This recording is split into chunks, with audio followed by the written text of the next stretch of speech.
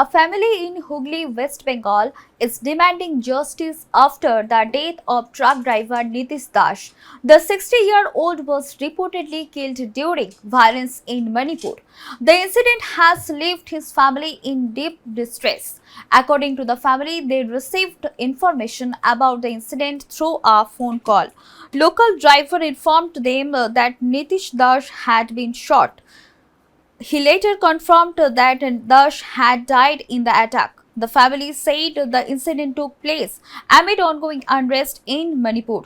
They allege that he was killed by armed attackers during the violence. However, officials' details regarding the exact circumstance are still being verified by authorities. Nitish Das had been working as a driver for nearly 15 years. He was known in his locality for his long years of service in transport work. His sudden death has shocked relatives and neighbors. The family is now urging the government to conduct a detailed investigation. They want clarity on how the incident happened and who was responsible. They are also demanding strict action against those involved. घटना का जानकारी हमें कल दोपहर को मालूम चला कि वहाँ से फ़ोन आया कि जो वहाँ का उनके साथ का जो ड्राइवर था उन्होंने फ़ोन किया घर में। फ़ोन करने के बाद बोला कि आपका जो घर वाला है वो अभी नहीं रहा इस दुनिया में, वो गुज़र गया है इस दुनिया से। मतलब क्या हुआ है ये क्या हुआ? हाँ, उन्होंने सिर्फ फ़ोन करके बोला कि आप लोग शांत रहिए, आपको एक बात बताना चाहता हूँ कि वो आप समझ लीजिएगा। हमने कि बोला कि क्या हुआ, तो उन्होंने बोला कि आपके घर वाले को गोली किया है, और गोली करने के बाद उन्हें फ़ोन काट दिया। उनके बाद 1 घंटे बाद उन्हें फिर से फ़ोन किया कि ऐसा ऐसा वहाँ पर मणिपुर में जो झमेला हो रहा है, वैसे ही हुआ था कि फ़ोन किया। फ़ोन करने के बाद बोला कि जो टेररिस्ट है उन्होंने मार दिया हमारा। आप लोगों ने क्या किया उसके बाद? उनके बाद वहाँ का जो ड्राइवर था उनको फ़ोन लगाया। उनका लोकल जो पुलिस स्टेशन था वहाँ पर गूगल से नंबर लेकर हमने फ़ोन किया था। वो लोकल पुलिस स्टेशन हमको बहुत हेल्प किया। वहाँ का एक ऑफिसर था MG जाकिर खान बोल के, उन्होंने बहुत हेल्प किया। उन्होंने सारे कांटेक्ट दिया वहाँ का पुलिस का। अभी क्या चाहते हैं आप सरकार से? हम भारत सरकार से यही चाहते हैं कि जो घटना हमारे परिवार के साथ हुआ है वो और किसी के साथ ना हो। घर में तो आपके भाई बीमार भी रहते हैं। हाँ, भाई का तो तबीयत बहुत ख़राब है, तो वो तो वहाँ से भेजते थे पैसा, उससे उसका ट्रीटमेंट होता। वो अभी नहीं रहा, गुजर का। तो भाई एक तो लड़के का पैनकाइटिस है, लड़के कम से कम 10 साल से भूग रहा है, बीमार है, हर दिन बीमार रहता है। उसका पेट में पाइप भी घुसा है।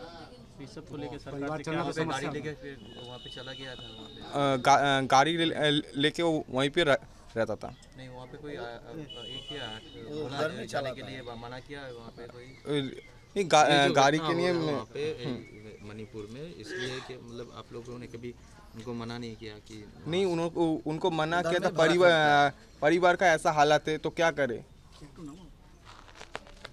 परिवार का आप लोग हालात देखिए, उनका लड़का का पैनकाइटिस है।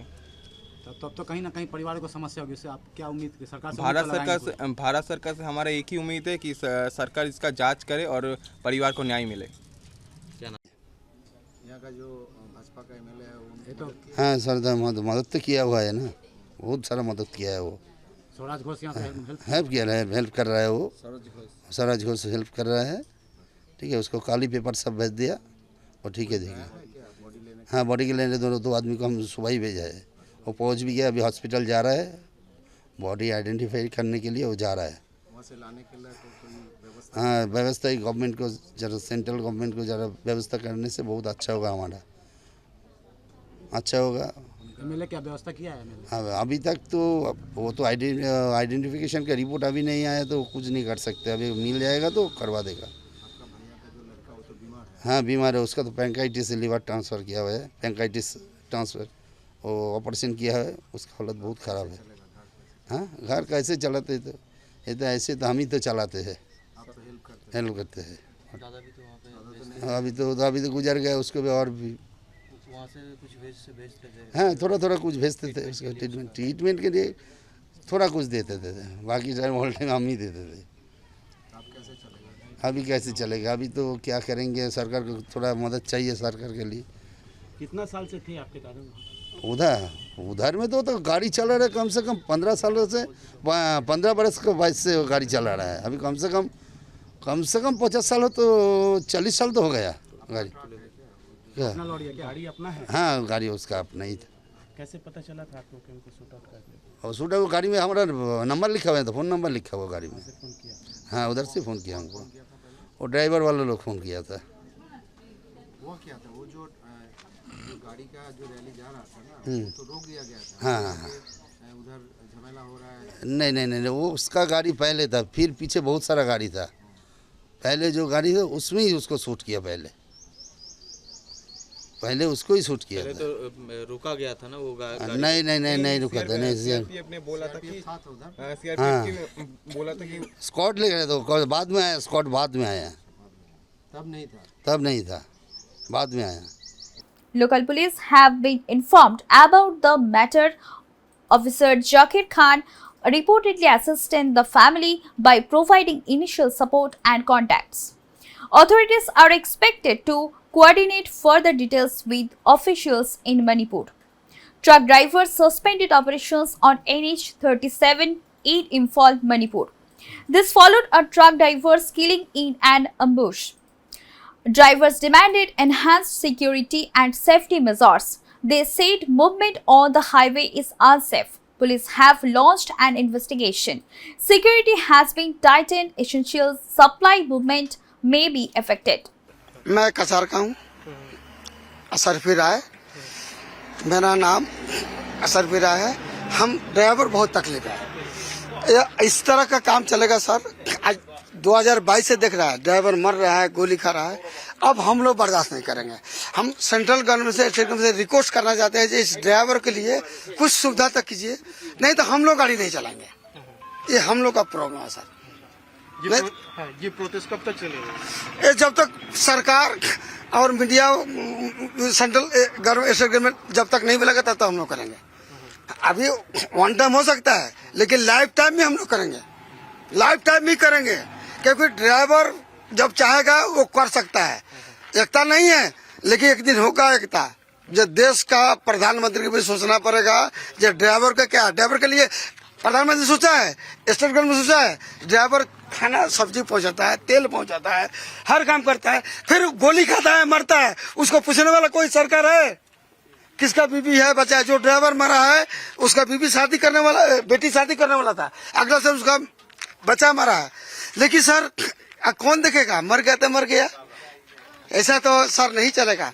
मैं हाथ जोड़ के सरकार से निवेदन करता हूँ, जो ड्राइवर के लिए सुविधा होना चाहिए, किसी स्टेट को, कोई जात का हो, सबको सर होना चाहिए। कल भी वो सिक्योरिटी के साथ चला गया, वो आरोपी के साथ, ये इसमें ये इंसिडेंट हुआ था। इसमें आप क्या बता दीजिए? उसमें बताएंगे, एक साथ हम लोग था, वो मर गया था, अफसोस लगा। लेकिन कोई भी मरता है, साथ रहता है, उससे ज्यादा दर्द होता है। लेकिन अब तक ड्राइवर सुनकर ड्राइवर का दुख होता है ना सर। ड्राइवर भाई होता है, चाहे कहीं का हो, किसी जात का हो।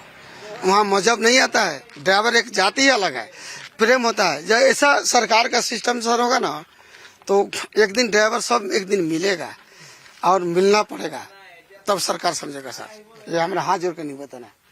The family is also seeking financial assistance. They say they are struggling to cope with the loss. The situation has become more difficult due to existing medical issues in the household.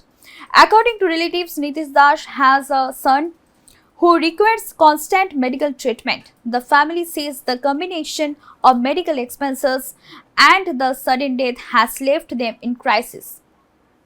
They have appealed for government aid. Residents of the area have expressed sympathy with the grieving family. Many have called for proper compensation and support from authorities. They say the family deserves immediate help in this difficult time.